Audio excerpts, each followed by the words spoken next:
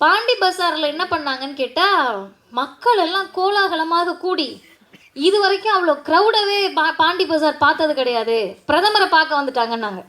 நம்ம ஆட்கள் போட்டாங்க, நீ சும்மா ஞாயிற்றுக்கிழமை தீபாவளி பொங்கலுக்கு போனேனாவே அங்கே அத்தனை பேர் தான் நிற்பாங்க, உங்கள் பிரதமர் வரலனாலும் அத்தனை பேர் தான் நிற்பாங்க அப்படின்னாங்க.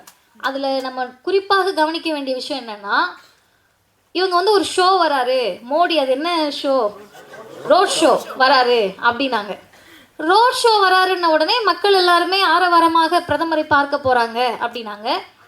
நம்ம ரொம்ப கவனிக்க வேண்டியது என்னன்னு கேட்டால், ரோட் ஷோ என்ற கலாச்சாரம் தமிழ்நாட்டில் அது வரைக்கும் இல்லை. முதல் முறையாக இவங்க ரோட் ஷோ அப்படின்னு வர்றதுக்கு காரணமே, இவர்கள் ரோட்டில் இறங்கி கலவரத்தை தூண்டி பழகியவர்கள் என்பதால் ரோட் ஷோ வருவதற்கு அவர்கள் தயாராக இருந்தார்கள். அதுதான் செய்தி.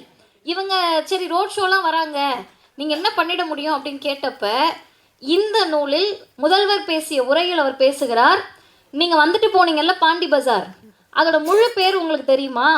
அது சவுந்தர பாண்டியனுடைய நினைவாக வைக்கப்பட்ட பாண்டி பஜார்.